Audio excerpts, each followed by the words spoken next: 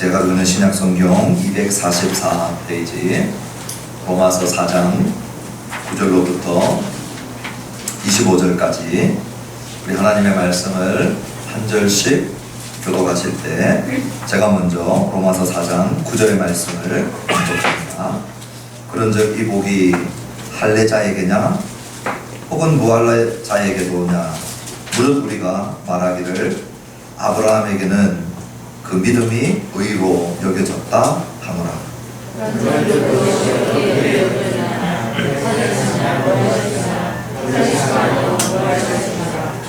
그가 할례의 표를 받은 것은 무할례 시에 믿음으로 된 의를 인친 것이니 이는 무할례자로서 믿는 모든 자의 조상이 되어 그들도 의로 여기심을 얻게 하려 하심이라.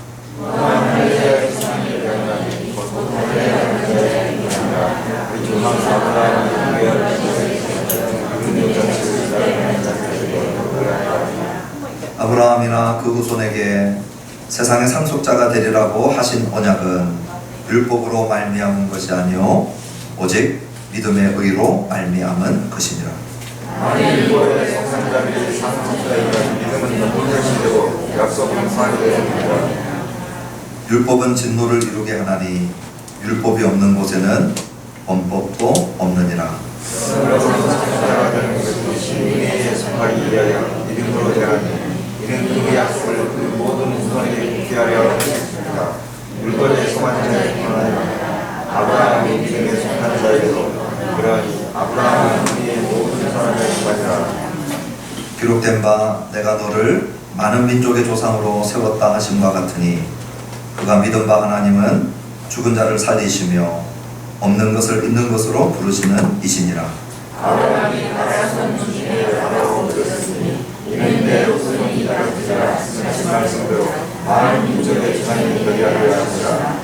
그가 백세나 되어 자기 몸이 죽은 것 같고 사라의 태가 죽은 것 같음을 알고도 믿음이 약하여지지 아니하고 믿음이 없어 하나님의 약속을 의심하지 않고 믿음으로 경고하여 주셔서 하나님의 영광을 돌리라. 약속하신 그것을 또한 능히 이루실 줄을 확신하였으니 그러므로 그것이 그에게 의로 여겨졌습니다. 그에게 의로 여겨졌다 기록된 것은 아브라함만 위한 것이 아니요 의로 여기심을 받은 우리도 여기니 곧 예수 우리 주를 죽은 자 가운데서 살리신 이를 믿으리라. 합독하십니다. 예수는 그가 범죄한 것 때문에 내줌이 되고 또한 우리를 의롭다 하시기 위하여 살아나셨느니라. 아멘. 하나님 아버지, 이 시간에 하나님의 말씀이 기록된 로마서 4장의 말씀을 저희들이 함께 봉독하며 하나님의 음성을 듣기를 원합니다. 살아계신 주님, 오늘 시간 예배하는 모든 심령들 가운데 우리 주님의 진리의 말씀, 우리 주님의 복음 다시 한번 들려지게 하여 주시옵소서. 영원한 멸망과 영원한 생명을 나누는 중요한 이 생명의 복음이 오늘 우리들에게 선포되어질 때 우리가 집중하고 이 생명의 양식을 먹고 살 수 있도록 역사하시고 도와 주옵소서. 귀한 예물 드린 손길들 기억하시고 집에 이를 구별하여 주님 앞에 올려드린 손길들 감사와 성교와 구제와 건축과 여러가지 모양의 헌물과 또 작정과 주정헌금 드린 기명과 무명으로 드린 모든 손길들 기억하시고 우리 하나님께서 주의 자녀들의 필요를 채우시고 또 하늘나무교회가 이 시대에 우리 주님 불러서 하고자 하시는 일들을 잘 따라가고 헤아리고 순종하고 그리하여서 우리 주님을 기쁘시게 해드리는 교회가 되게 하시고 안 좋은 소식들, 교회에 대한 부정적인 소식들, 안타까운 소식들이 들려지는 시대에 소망의 소식, 기쁜 소식, 무엇보다도 하나님을 기쁘게 하는 그러한 교회가 되도록 함라무 교회의 모든 권속들을 붙들어 주옵소서. 예수님의 이름으로 간절히 기도합니다.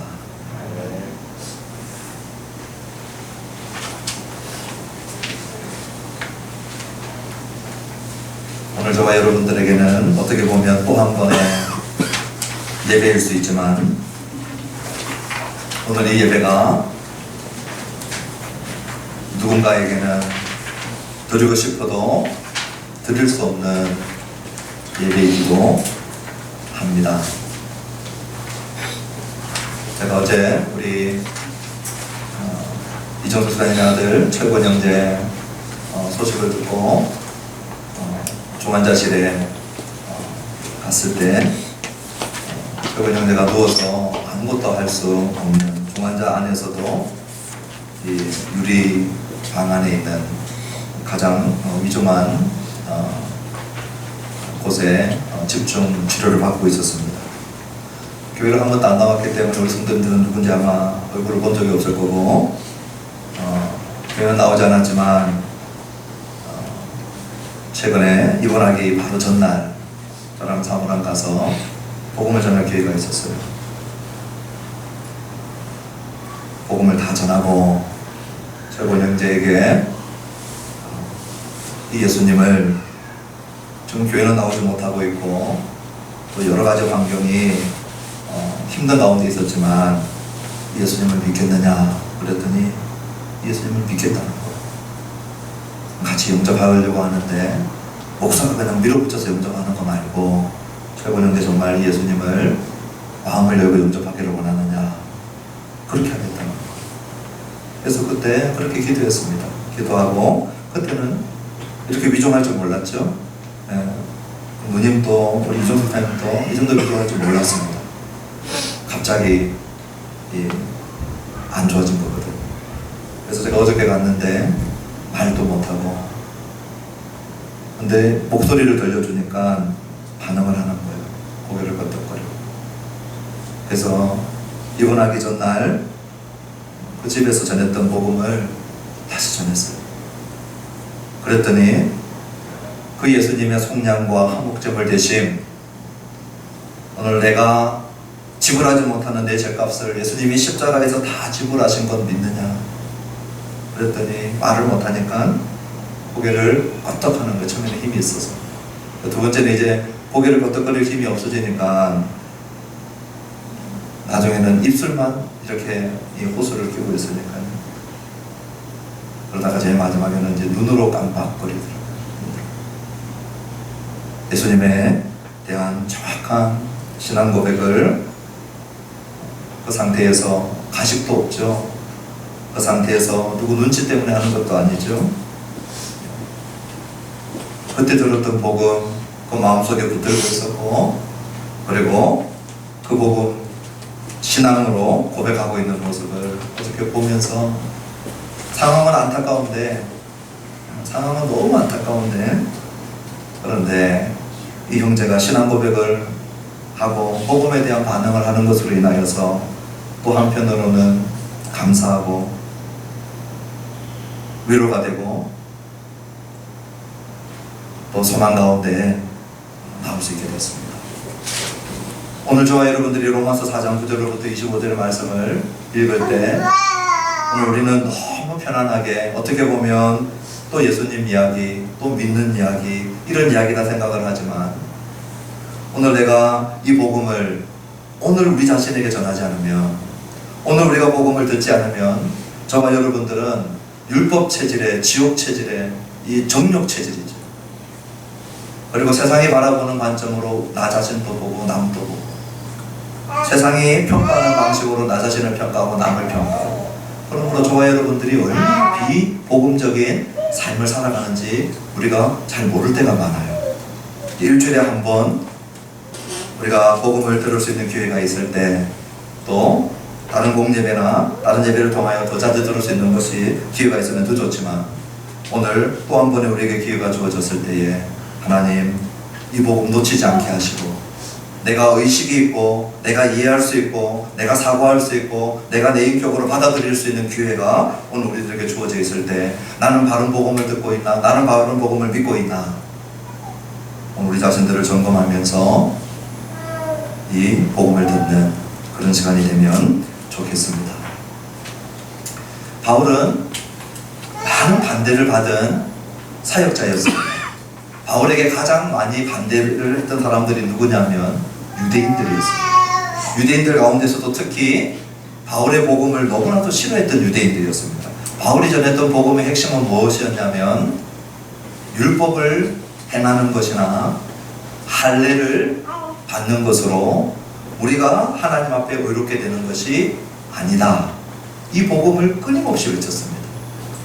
대신에 우리 주 예수 그리스도의 십자가의 공로를 믿는 믿음, 그것이 우리 예수님이 우리의 죄값을 다 지불했다라고 하는 속량과 내가 받아야 될 저주와 수치와 형벌을, 하나님의 진노를 내 대신 화목제물이 되어 주셔서 십자가에서 받아주셨다라고 하는 것을 믿는 것, 그 믿음을 가지고 우리가 하나님 앞에서 의로워지기 때문에 우리의 행위가 아닌 하나님의 행위요, 하나님이 예수님 안에서 십자가 위에서 행하신 그 행위와 그 헌신과 그 공로, 그것을 믿는 자는 우리의 행위가 모자란다 할지라도 하나님이 하나님 앞에서 의롭다, 우리 하나님이 재판장이 되셔서 의롭다 하실 뿐만 아니라 우리와 바른 관계를 맺어주신다.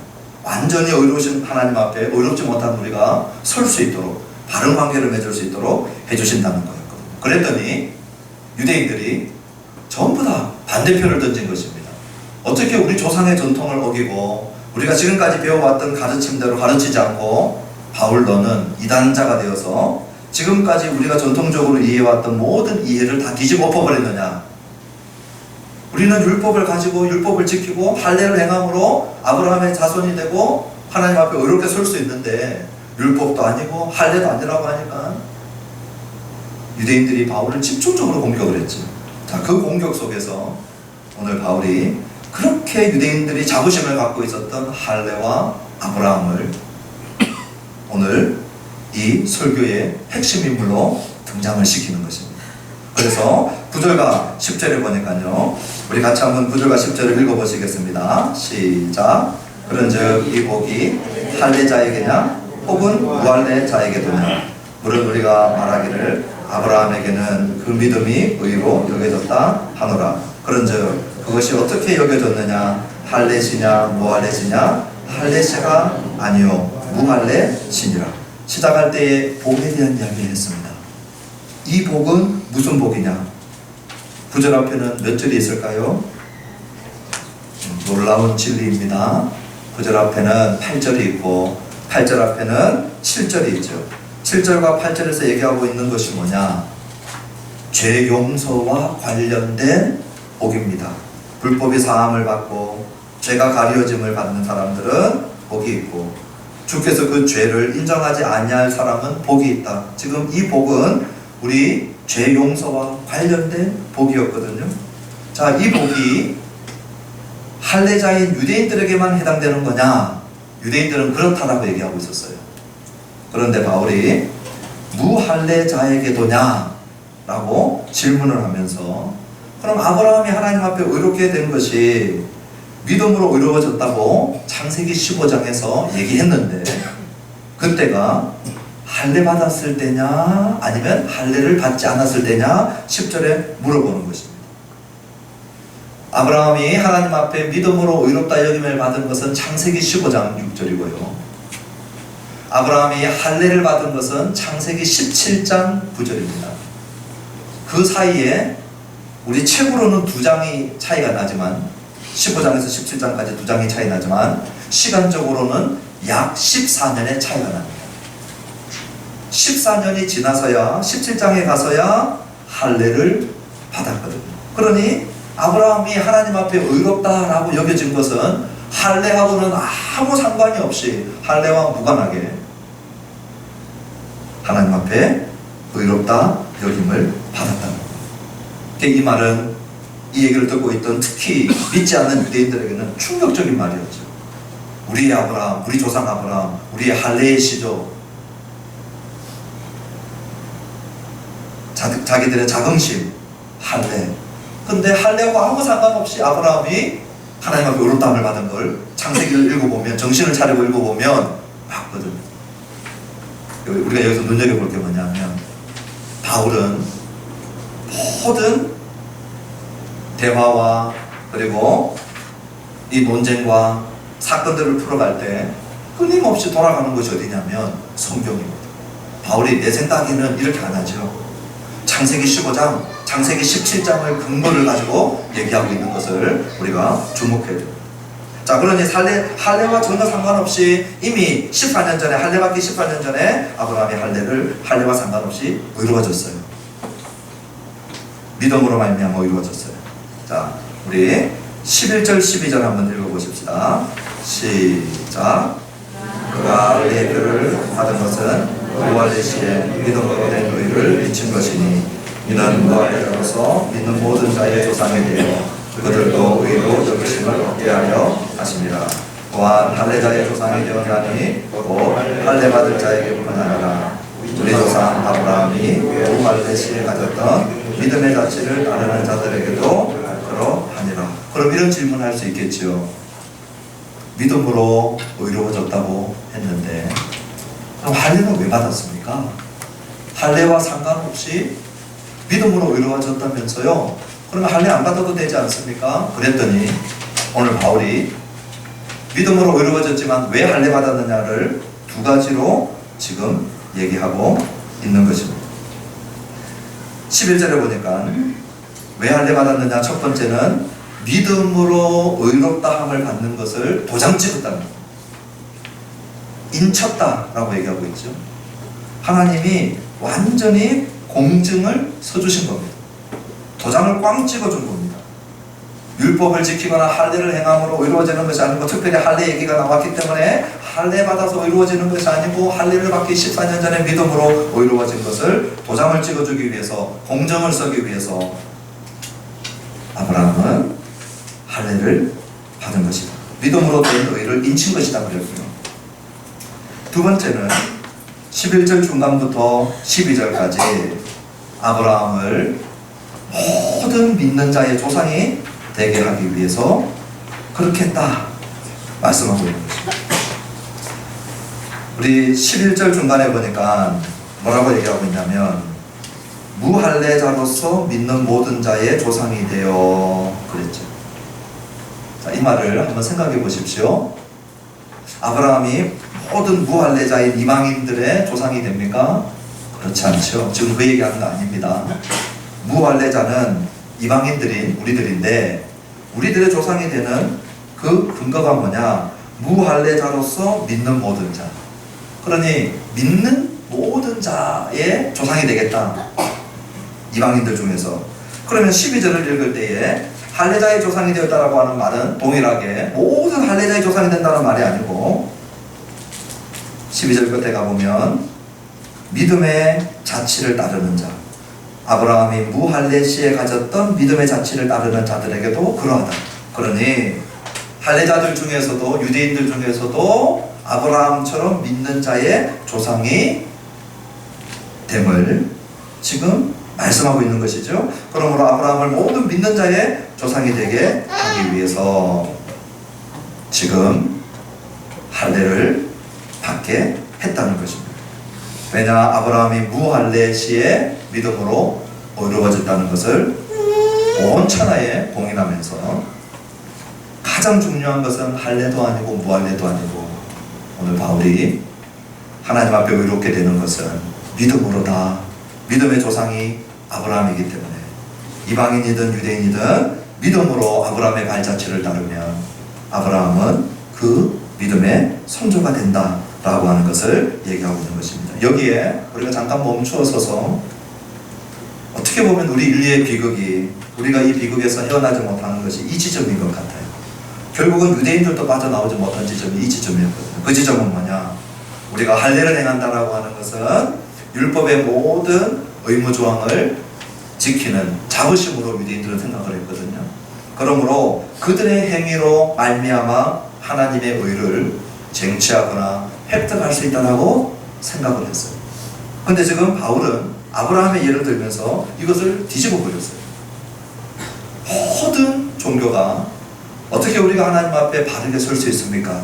언젠가 저와 여러분들이 죽을 텐데, 누군가는 조금 일찍 죽을 것이고 누군가는 조금 늦게 죽을 텐데, 하나님 앞에 섰을 때에 우리 하나님이 너는 의롭다 라고 얘기해 줄 때, 많은 사람들이 일반적으로 어떤 카테고리 안에 있냐면, 그래도 내가 남들보다도 죄 적게 지었고, 그래도 내가 남들보다도 조금 착하게 살았고, 그래도 내가 남들보다도 거짓말 적게 하고, 나는 저 정도로 흉악한 죄인은 아니고, 그 생각이 내 머릿속에 먼저 들어올 때, 그때 우리는 유대인들이 범하고 있는 이 비극적인 카테고리를 못 빠져나오고 있는 것입니다. 할례라고 하는 걸 붙들고 있는 것입니다. 심지어는 이 비극은 교회 안에서도 얼마든지 있습니다. 내가 신학을 공부하고 목사가 되었으니까 나는 하나님 앞에 의롭게 설 수 있을 것이다. 내가 교회에 태어날 때 눈 떠보니까 우리 부모님이 나를 교회에 데리고 와가지고 내 의사와 상관없이 누군가가 내 머리에 물을 붓고 유아 세례도 주고, 또 누군가에 의해서 그냥 초중 고등학교 대학교를 그냥 교회에서 밥 먹듯이 살았으니까 나는 분명히 하나님 앞에 설 것이다. 내가 이래봬도 어려운 환경 속에서, 삶 속에서 11조 다 하고, 교회에서 어려운 일 있으면 물질 헌금, 몸으로 봉사하고, 이 정도 신앙생활 했으면 하나님도 양심 있으면 나 같은 자는 세우실 것이다. 이 비극적인 카테고리에 똑같이 빠져있는 것이죠. 오늘 내가 한 것, 내가 하나님 앞에 뭔가 드린 것, 이런 것들 때문에 나는 하나님 앞에 설 수 있을 것이다 라고 생각을 한다면, 유대인들이 할례 붙들고 있는 것과 똑같다는 것입니다. 오늘 바울은 이 생각을 완전히 전복시키고 깨뜨려 버리죠. 아브라함은 할례 받기 전에 하나님 앞에 의롭다함을 받았다는 것입니다. 우리에게 찬물을 끼얹고 정신을 바짝 들게 하는 얘기죠. 우리가 뭔가를 하기도 전에 하나님 앞에 의롭다함을 받은 아브라함은 오직 믿음으로, 그러므로 오늘 이 시간 예배드리는 저와 여러분들도 오늘 내가 하나님 앞에 무슨 근거로 하나님 앞에 의롭다함을 받을 수 있는가 했을 때, 끊임없이 내가 한 헌신과 헌금과 헌물과 이런 것들이 생각난다면, 오늘 우리는 할례를 붙잡고 있는 유대인과 똑같은 지경에 있다는 것을 깨달아야 될 것입니다. 이제 13절부터 16절을 보니까 세상의 상속자가 되는 길에 대해서 얘기하고 있습니다. 우리 13절부터 16절 같이 읽어보십시다. 시작. 아브라함이나 그 후손에게 세상의 상속자가 되리라고 하신 언약은 율법으로 말미암은 것이 아니요 오직 믿음의 의로 말미암은 것이니라. 만일 율법에 속한 자들이 상속자이면 믿음은 헛것이 되고 약속은 파기 되었느니라. 율법은 진노를 이루게 하나니 율법이 없는 곳에는 범법도 없느니라. 그러므로 상속자가 되는 그것이 은혜에 속하기 위하여 믿음으로 되나니, 이는 그 약속을 그 모든 후손에게 붙게 하려 하심이라. 율법에 속한 자에게 뿐만 아니라 아브라함의 믿음에 속한 자에게도 그러하니, 아브라함은 우리 모든 사람의 조상이 된 조상이다. 자, 이제 세상의 상속자가 되는 문제를 바울이 얘기합니다. 땅 좋아하십니까? 땅을 갖기를 원하십니까? 땅 부자도 꽤 큰 부자들이죠. 지금 세상의 상속자라고 하는 일반적인 이해는 땅에 대한 상속 개념입니다. 아브라함에게 있어서 땅의 상속은 하나님이 약속했던 가나안 땅입니다. 팔레스타인 땅입니다. 하나님이 아브라함에게 이 땅 너와 너 자손에게 주겠다 약속하셨기 때문에 세상의 상속자가 되겠다라고 했을 때 제일 먼저 떠올렸던 땅은 가나안 땅입니다. 그런데 성경을 가만히 정신을 차리고 읽어보면 하나님은 가나안 땅 얘기하는 것으로 끝나지 않는 것을 알게 됩니다. 무슨 얘기냐면, 이제 히브리서라고 하는 신약 성경을 읽어보면 아브라함은 나그네로 살았다고 그랬습니다. 아니, 하나님이 약속한 상속의 최종 목적지가 가나안 땅이면 그 가나안 땅은 자기 집처럼 살아야 되잖아요. 그런데 아브라함은 나그네처럼 살았다고, 유숙자, 노숙자처럼 살았다고 그랬어요. 왜 그랬느냐 봤더니 더 좋은 본향을 바라보면서 이 땅을 나름대로 살았다고 그랬습니다. 그러니 가나안 땅은 아브라함에게 있어서 또 하나의 예표였습니다. 하나님 나라, 내가 영원히 거할 본향, 그 약속의 땅이 진짜 약속의 땅이고, 그 땅을 이 땅에서 모형적으로 이해할 수 있도록 가나안 땅을 주었기 때문에 아브라함이 그 본질을 깨닫고 나니까 이 가나안 땅은 모델하우스고 하나님의 나라가 진짜 실체구나. 우리가 모델하우스를 보고 사고 싶은 빌라나 아파트를 사죠. 사고 싶은 빌라나 아파트를 사고 난 다음에 모델하우스에 남아가지고 사는 사람은 아무도 없죠. 모델하우스는 철거되기도 하고 사라지기도 하고. 자, 오늘 여기 얘기하고 있는 세상의 상속자가 되리라고 한 것은 아브라함이나 그 후손에게 얘기했는데, 결국은 세상의 상속자는 가나안 땅을 넘어서서 팔레스타인 땅을 넘어서서 우리 신약 성경에서 가장 좋아하는 단어는 이스라엘이 아닙니다. 하나님의 나라입니다. 그래서 이스라엘이라고 하는 단어가 신약 성경에 오면 확 줄어버립니다. 가나안 땅, 팔레스타인 땅이 확 줄어버립니다. 대신에 하나님의 나라가 계속 나오죠. 우리 하나님이 왕이 되셔서 통치하시는 그 영역, 우리가 얘기하는 천국도 되고, 우리 예수님이 다시 재림하실 텐데 재림하시면 재림한 이 땅에 이루어지는 하나님의 나라. 지금 아브라함은 끝까지 내다본 것이죠. 자, 그 상속자가 누가 되느냐 물었던 것입니다. 그러니 오늘 여기 나와 있는 그 후손이 누군가 하는 것이 우리의 관심입니다. 여기 나와 있는 그 후손은 우리가 일반적으로 생각하면 복수로 모든 믿는 신자들이라고 하면 지금까지 바울이 얘기해온 대로 따라가 보면 복수로 나와야 될 것 같은데 여기 단수로 나옵니다. 두 사람 이상이 복수인데 여기는 딱 한 명을 얘기하고 그 후손이다 그랬는 거예요. 아브라함이나 그 후손에게. 그러니 이 그 후손이 누구인가? 우리가 바울의 갈라디아서 3장 16절을 읽어보니까 잘 들어보십시오. 오직 한 사람을 가리켜 네 자손이라, 네 후손이라, 네 씨라, 다 똑같은 헬라어입니다. 네 자손이라 하셨으니 오직 한 사람을 가리켰는데 그 사람이 누구냐고? 그리스도라. 그러니 갈라디아서 3장 16절을 도움을 받아서 읽어보면 지금 이 세상의 상속자가 될 사람은 누구냐? 아브라함의 씨를 통하여 오는데 아브라함, 이삭, 야곱, 유다, 다윗 그 씨를 따라 쭉 내려오는 한 명을 지금 내다보고 있는 거예요. 그 한 명이 갈라디아서 3장 16절에 보니까 예수 그리스도이신 것을 알게 됩니다. 우리 예수님이 진정한 하나님의 나라의 상속자고 유업을 이을 자라는 것이죠. 그러면 우리는요, 오늘 우리는 이 아브라함이 하나님 앞에 의로워진 방식대로 믿음으로 하나님 앞에 나아갈 때에 그때 어떤 일들이 일어나느냐? 신비한 연합이 일어납니다. 신약 성경의 이 믿음은 신비한 연합을 가지고 옵니다. 왜 교회가 끊임없이 믿음을 강조하느냐? 이유가 있어요. 교회만 가면 계속 믿으라고 한다, 지겹다, 왜 저 사람들은 사고하지 않고 논리적으로 생각하지 않고 계속 믿으라고 하나? 이유가 있습니다.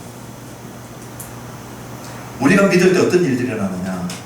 예수님하고 우리하고 신비한 연합이 일어납니다. 그래서 우리가 예수 안에 거하게 되고 예수의 영이 우리 안에 거하게 되고, 우리가 믿을 때 어떤 일들이 일어나느냐? 나의 죄가 예수에게 전가되고 예수의 의가 우리에게 오는데 이것이 언제 일어나느냐? 어떤 행위로도 이것을 가져올 수 없습니다.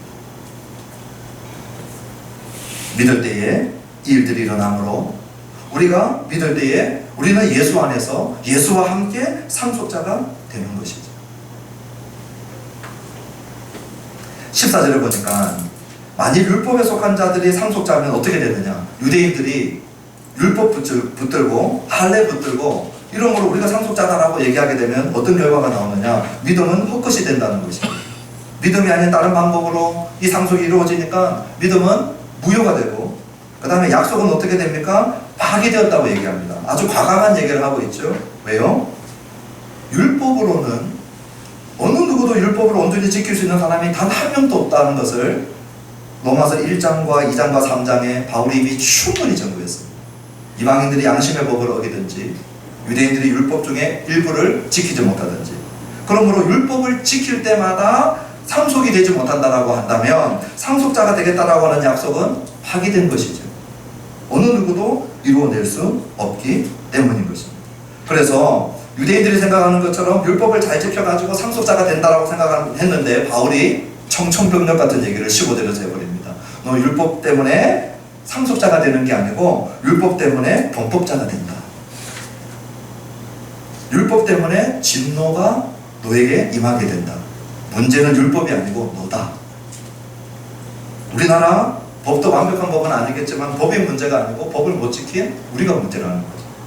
율법이 문제가 아니라 율법을 다 지키지 못하는, 율법이 요구하고 있는 하라와 율법이 하지 말라고 하는 하지 마라, 양쪽 다를 다 지키지 못하는 우리는 결국은 하나님의 법을 어긴 자가 되고 범법자가 된다는 것입니다. 그래서 율법이 우리를 상속자로 만들어준다고 생각하고 있던 유대인들에게 바울이 상속자가 아니라 우리를 범법자로 드러나게 합니다. 그것은 율법이 문제가 아니고 율법을 지키지 못하는 우리의 부족과 연약 때문이다. 그러므로 율법 앞에 설 때마다 우리가 얼마나 연약한 자인지를 계속 율법을 깨닫게 도와주고, 우리가 얼마나 부족한 자인지를 깨닫게 도와준다.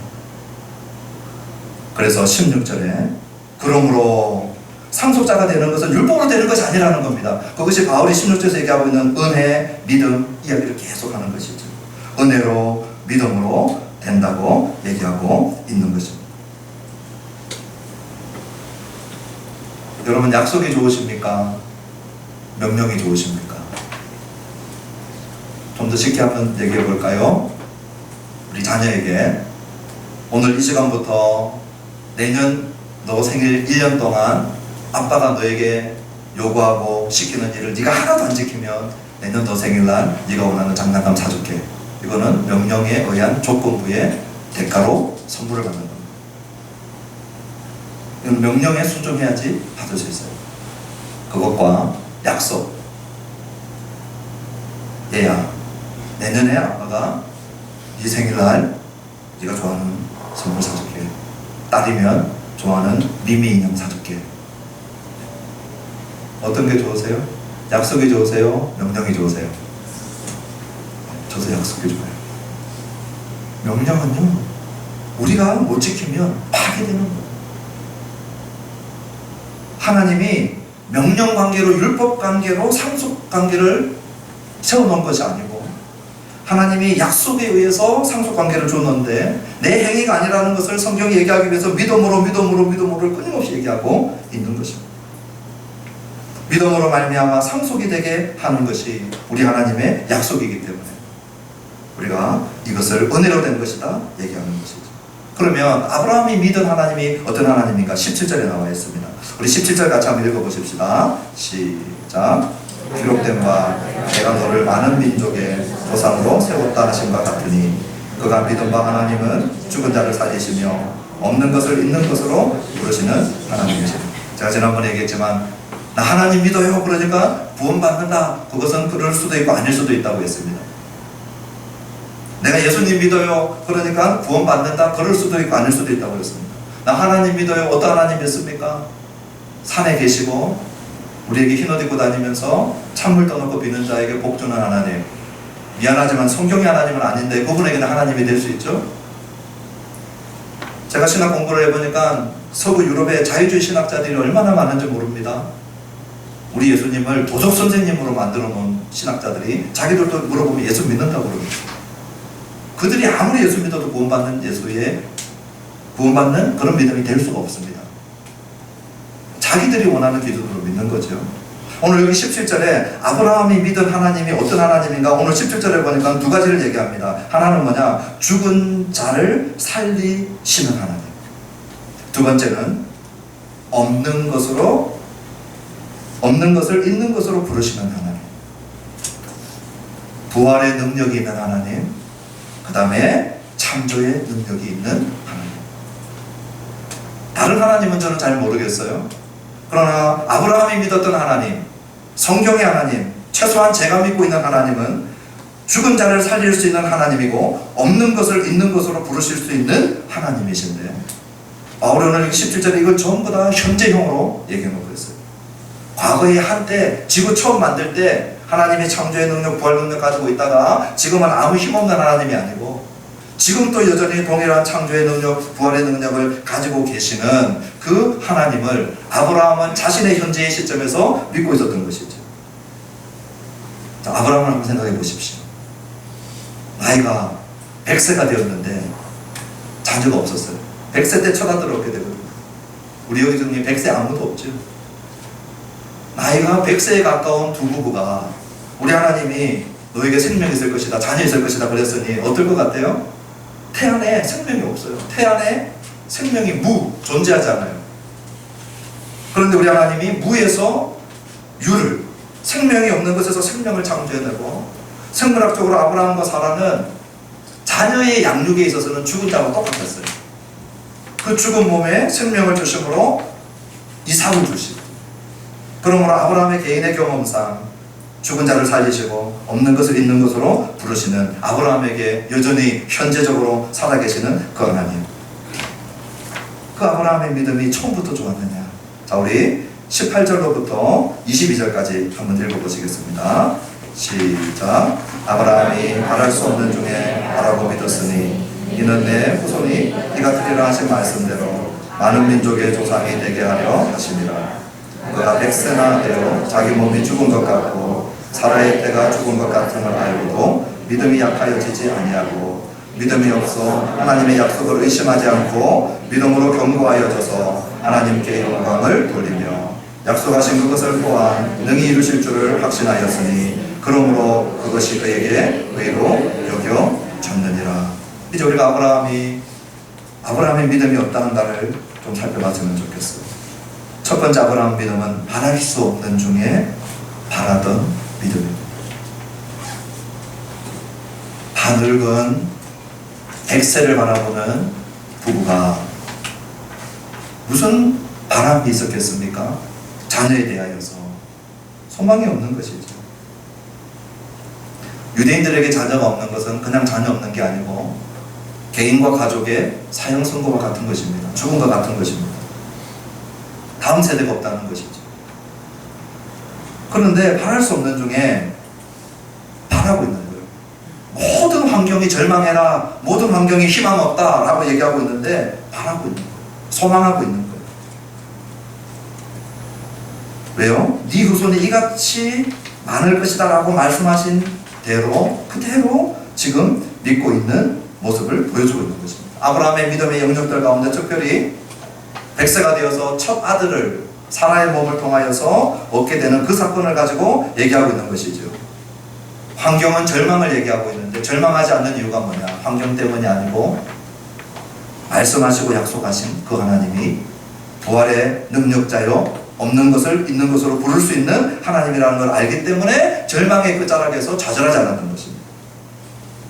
19절에 보니까요, 믿음이 약하여지지 않는 믿음을 보여줬어요. 이 말은 뭡니까? 믿음이 약해질 수 있는 모든 조건을 다 갖췄다는 거예요. 19절에 보니까 그가 100세가 되어 자기 몸이 죽은 것 같고 사라의 태가 죽은 것 같음을 알고도, 이걸 부인하지 않아요. 우리 기독교인들은 100세가 된 늙은이를 10대의 청년이다 이렇게 얘기하지 않는다는 것입니다. 우리의 몸이 생육에 있어서 죽은 것 같다라고 깨끗하게 인정하는 것이죠.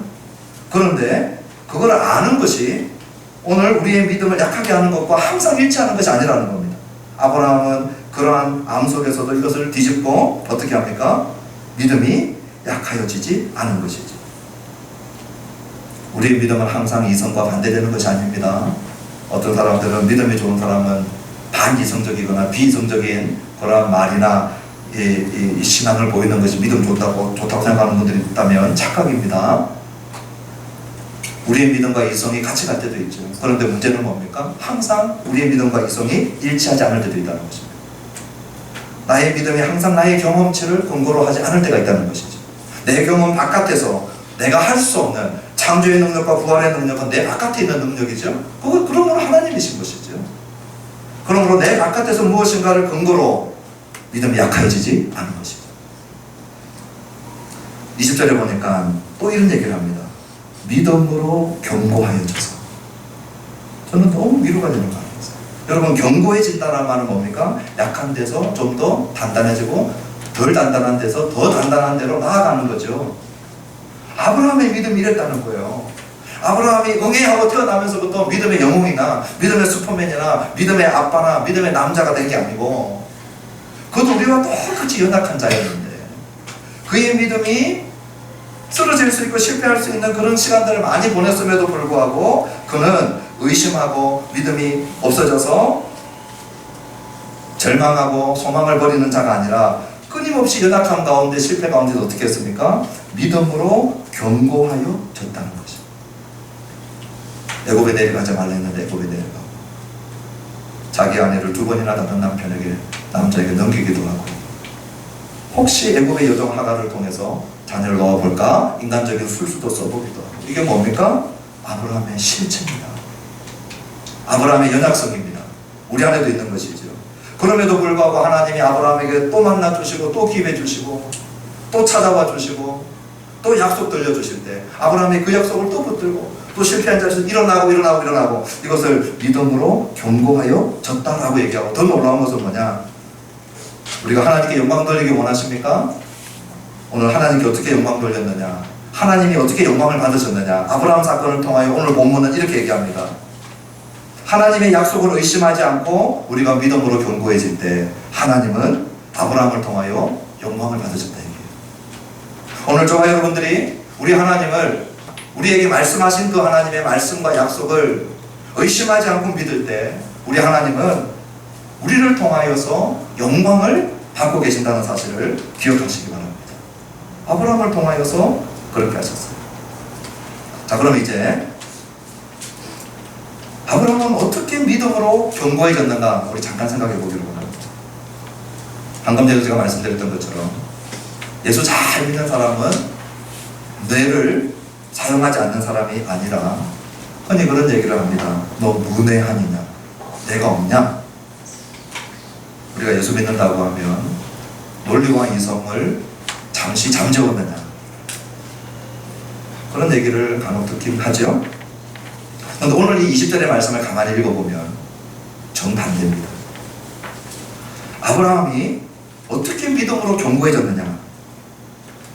그가 하나님의 약속이라고 하는 단어를 좀 쓰고 있죠.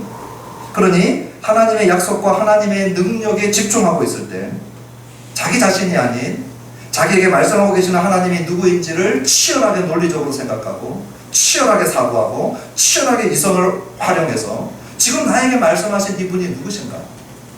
그분의 능력이 어느 정도인가를 집중적으로 접근하고 최선을 다해서 뇌를 활용하고 생각해 보았을 때 그의 결론은 믿음이었다. 그의 결론은 의심할 수 없다는 거예요. 그의 결론은 말씀하신 대로 내가 나가보겠다는 것입니다. 제가 예를 들면 항상 손해를 보지만 한번 예를 들어보겠습니다. 제가 바둑에 대해서 아무것도 모르는 정말 무지한 자입니다. 그래서 제가 바둑에 대해서 얘기해서 실수하더라도 바둑을 잘 아시는 분들은 너그럽게 용서하시기 바랍니다. 제가 아는 바둑 잘 두는 사람은 조훈현, 그 다음에 이창호 맞습니까? 네. 이세돌 뭐 이 정도입니다. 제가 딴 사람 잘 모릅니다. 이 사람들 이름도 정확한지 잘 모르겠지만 자 조훈현, 이창호, 이세돌급의 사람이 바둑 초짜인 저에게 와가지고 나하고 수준 비슷한 사람하고 바둑 두고 있는데 와서 저에게 훈수를 뒀어요. 근데 바둑을 아무것도 모르는 내가 볼 때 이 훈수는 이거는 너무 턱없는 너무 무모한 짓을 하는 쪽에 자꾸 나한테 돌아오는 거예요. 그러니 나는 그것을 따라가고 싶지 않아요. 나는 집 만들어가지고 지금 당장 앞에 있는 내 쪽에 알맹이를 그냥 빼먹고 싶은데 이 사람은 딴 데다가 계속 두게 하는 것이죠. 그럴 때 만약에 내 자신의 능력의 한계 안에서 내 자신의 경험치와 나의 안목과 통찰, 내 바둑 실력 안에서만 내가 둔다면 그 사람 얘기를 거절해야 되죠. 안 들어야 돼요. 왜냐? 너무 무모하게 보여요. 내 경험치 바깥에 있는 이야기를 하고 있는 거죠. 그런데 어떻게 그 사람의 말을 들을 수 있는가? 그 사람이 누군지를 물어보는 거죠. 지금 내 옆에 지금 나한테 훈수 주고 있는 이 사람 누구야? 물었더니 이세돌이야. 이세돌이 구단인가요? 32연승하고 우리나라에서 제일 잘 두는 사람 중에 한 명이다. 이 사람에 대한 신뢰를 알았어요. 이 사람이 누군지 알았어요. 근데 이 사람이 보니까 내가 바둑학교 처음 나갈 때 나한테 학비도 해주고 나를 사랑하는 사람. 실력이 있지만 악한 사람일 수도 있잖아요. 능력은 있지만 도덕적으로 문제인 사람이잖아요. 이 사람은 구제하고 좋은 일 많이 하는데 나를 사랑하는, 나도 모르게 나를 도왔는데 내가 사랑할 수 있고 신뢰할 수 있는 사람이 우리나라에서 봐도 제일 잘 된 사람 중에 한 명이 내가 볼 때는 길이 아닌데 가라고 한다면 이 사람을 알면 알수록 이세돌이 누구인지를 집중하면 집중하고 이성과 논리와 사고와 최선으로 치밀하게 내가 심사숙고한다면 결론은 뭐냐? 이세돌 얘기 듣는 게 내가 듣는 것보다 훨씬 낫다라고 하는 결론이 나는 거죠. 마치 아브라함이 똑같지는 않지만 나에게 말씀하신 하나님이 누구인지 논리적으로 이성적으로 최선을 다하여 심사숙고한 결과 하나님의 말씀이 내 경험치 바깥에 일어나고 있는 일이지만 나는 이분의 말씀대로 하리라. 그것이 믿음이 견고해져 나간 아브라함의 모습이었다는 것입니다. 그래서 21절 22절을 보니까 약속하신 그것을 이루실 줄 확신했어요. 왜냐? 누군지 내가 집중적으로 사고하고 논리적으로 접근했거든요. 그 믿음을 우리 하나님께서 의로 여겨주셨습니다. 마지막 23절부터 25절 우리 같이 한번 읽어보십시다. 시작. 그에게 의로 여겨졌다 기록된 것은 아브라함만 위한 것이 아니고 의로 여기심을 받을 우리도 위하나니 곧 예수 우리 주를 죽은 자 가운데서 살리신 이를 믿는 자니라. 예수는 우리가 범죄한 것 때문에 대종이 되고 또한 우리를 의롭다 하시기 위하여 살아나셨느니라. 아멘. 아브라함만 위한 것이 아니다. 우리도 위함이다. 23절에 얘기합니다.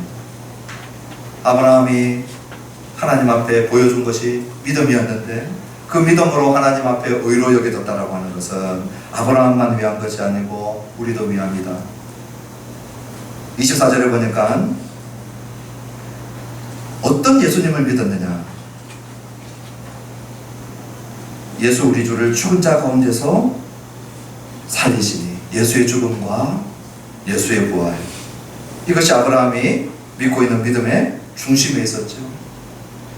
부활신앙이 아브라함 믿음 안에 중심에 있었던 것입니다. 예수님을 그냥 예수님 믿었다 하지 않고 24절에 죽은 자 가운데서 살리신 이, 지금 아브라함은 자신의 경험에 비춰볼 때에 죽은 몸과 방불한 자기 자신의 몸에서 생명이 나올 것이라고 믿는 유일한 근거는 나에게 말씀하신 그분 때문이었거든요.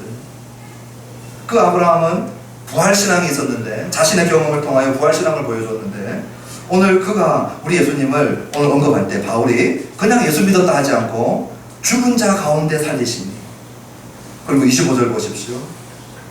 그의 죽음은 무엇 때문인가? 우리가 범죄한 것 때문에 내줌이 됐다는 것입니다. 제가 가끔 가다가 우리 한글 성경이 헬라어 원어의 뜻을 다 전달하지 못할 때 또는 원어가 우리에게 도움을 줄 때 원어를 쓰는데 오늘 여기 내줌이 되다라고 하는 말은 파라디돔이라고 하는 헬라어 단어인데요. 이 파라디돔이가 이사야 53장 6절에 이렇게 쓰여집니다. 제가 읽어드릴 테니까 잘 들어보십시오. 이사야 53장 6절에 보니까 우리는 다 양 같아서 그릇 행하여 각기 제 길로 갔거늘 여호와께서는 우리 모두의 죄악을 그에게 담당시키셨다. 우리 모두의 죄악을 그에게 담당시켰다라고 하는 이 담당시키다라고 하는 이 단어가 파라디돔입니다. 그러면 여기 내줌이 되다라고 하는 말이 똑같은 파라디돔이거든요. 어떤 의미일까요? 우리의 죄악 때문에 우리의 죄악을 우리 예수님이 대신 짊어지시고 우리의 범죄한 이 범죄를 우리 주님이 대신 담당하셨다. 그 얘기를 하고 있는 것이죠. 바울이 일관적으로 얘기하고 있는 내 대신 속량이 되어주시고 내 대신 화목제물이 되어주심으로 내 주님이 되신 예수님을 믿는 것이고 그 예수님이 우리를 의롭다 하시기 위하여 살아나셨다는 것입니다. 예수님의 부활은 오늘 하나님 앞에서 우리가 어렵다함을 다시 한번 공인하고 확정시켜주고 마지막 우리가 주님 앞에 섰을 때 우리 예수님이 너는 내 앞에서 의롭다라고 대변해 주시는 십자가의 죽음과 부활의 예수님을 아브라함도 믿었고 오늘 우리도 똑같이 믿을 때에 하나님 앞에 의로 여김을 받은 것은 아브라함만 위한 것이 아니고 오늘 이 시간 예배하는 저와 여러분들도 위함인 것을 잊지 않게 되기를 주님의 이름으로 축원합니다. 이제 말씀을 맺으면서 만약 내가 하나님 앞에서 하나님께 받아들여진 존재, 하나님 나라에 들어갈 수 있는 근거, 누가 물어본다면 뭐라고 대답하시겠습니까? 너는 왜 천국에 들어올 수 있느냐? 너는 왜 구원받을 수 있느냐? 너는 왜 상속자가 될 수 있느냐?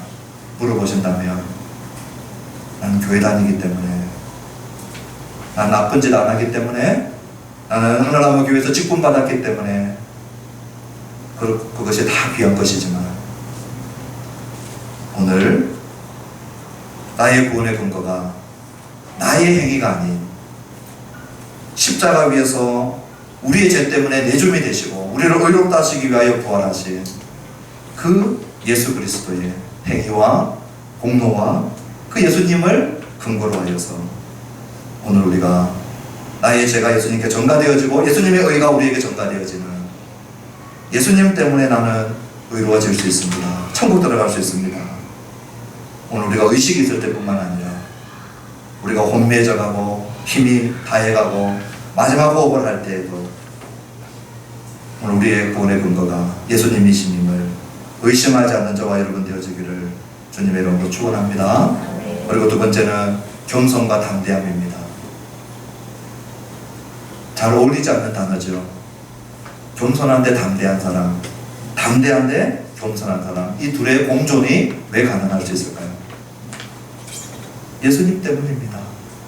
오늘 우리가 하나님 앞에 의롭다 여김을 받을 수 있는 근거가 예수님 때문이기 때문에, 나의 공로와 나의 실력과 나의 기여가 아니기 때문에 우리는 무한 겸손의 자리에 있을 수밖에 없죠. 그런데 하나님 앞에 드려진 이 제사, 화목 제사, 십자가 제사가 우리 예수님의 제사이기 때문에, 완벽하기 때문에 우리는 뭐 할 수 있습니까? 담대할 수 있습니다. 단 하나의 결정도 없는 우리 예수님의 십자가 제사는 완전 무결한 제사이기 때문에 예수님 때문에 우리는 담대할 수 있습니다. 무한히 겸손하지만 담대한 저와 여러분 되어지기를 주님의 이름으로 축원합니다. 그리고 세 번째, 용서와 용납입니다. 우리 예수님 때문에 우리가 용서받았을 뿐만 아니라 용납되어졌죠. 끊임없이 이 사실을 우리 자신에게 다시 전해야 됩니다. 죄책감에 짓눌려서 살아가고 정죄감 가운데 살아가고, 우리 예수님의 공로는 나에게 1도 영향력을 미치지 못하고 그냥 교회 왔을 때, 성경 읽을 때, 성경 공부할 때만 고개 끄덕여지는 정도요. 돌아가면 다시 죄책감과 정죄감과 낮은 자신의 정체성, 자기 이해, 세상 사람들이 나를 평가해 놓은 그 평가에 난도질 당하고 살아가는 우리의 모습들 아닙니까? 오늘 예수님이 완전히 용서해 주셨다는 사실, 우리의 죄를 죄로 인정하지 않는 이유가 뭡니까? 우리가 염치 없어서, 양심 없어서가 아니고요, 빚이 많은데 나 빚쟁이 아닙니다라고 뻔뻔하게 자기 체면 걸고 살라는 얘기가 아니죠. 진짜 누군가가 내 빚을 다 갚아줬기 때문입니다. 우리의 죄값과 우리의 죄빚을 우리 예수님이 다 갚아주셨기 때문입니다. 그러므로 우리는 용서를 경험한 것이고요, 재판장이 우리에게 용서를 선언할 수 있지만, 사면을 선언할 수 있지만 자기 아들 안 사는 경우가 대부분이잖아요. 그런데 우리 주님 어떻게 했어요? 우리를 용서했을 뿐만 아니라 용납하셨어요. 난 너랑 함께 있고 싶다, 난 너랑 같이 밥 먹고 싶다, 난 너랑 같이 대화하고 싶다, 난 같이 있는 것으로 기쁘다. 우리를 용납해요.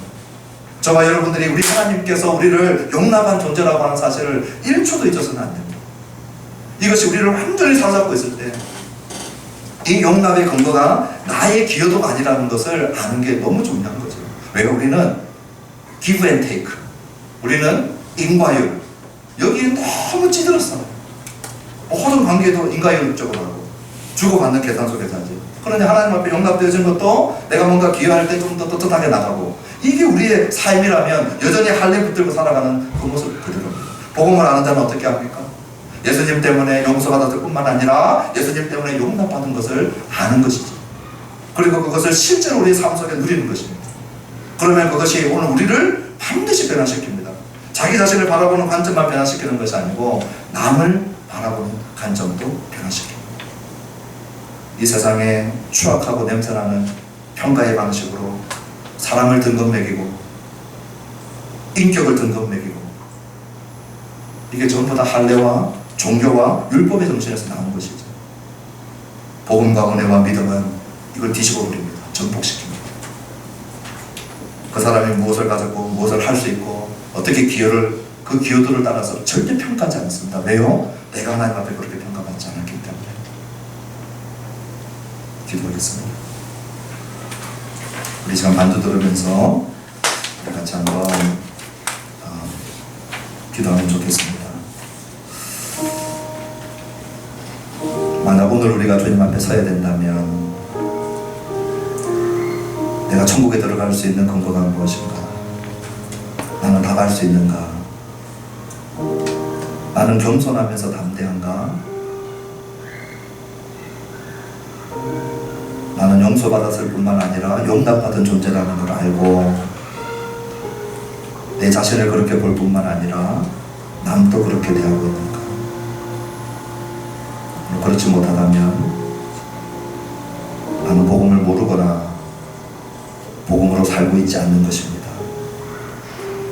오늘 이 시간 다시 한번 우리의 범죄함 때문에 내줌이 되시고 부활하사 우리를 의롭다 하시는 그리스도의 공로를 바라보면서 용서와 용납을 경험하시고 겸손하되 담대하시고 예수님 때문입니다 고백할 수 있는 우리가 되면 좋겠어요. 우리 같이 한번 기도하십시다. 주님 감사합니다. 감사합니다. 언젠가 주님 앞에 서야 될 텐데 어떻게 주님 앞에 설 수 있느냐고 묻는다면 예수님 때문입니다. 이것이 나의 진심의 고백이 되게 하여 주시옵소서. 겸손하지만 담대한 자, 담대하지만 겸손한 자, 복음 때문에 가능합니다. 용서를 알고 용납을 하는 자, 기브 앤 테이크가 아니고 인과율이 아니고 기여도가 아니고 가진 것과 아는 것과 이런 것으로 사람을 평가하는 이 시대의 세조와 사료를 따라가는 자들이 아니라 이 세대를 도도하게 거슬리고 세상의 흐름을 도도하게 당돌하게 맞서고 오늘 복음의 정신으로 사람을 대하고 복음의 정신으로 자신을 바라보고 복음으로 행복하고 복음으로 충만한 우리가 되게 하여 주시옵소서. 우리 찬송가 310장 찬양하고 축도로 우리 예배를 마치겠습니다. 찬송가 310장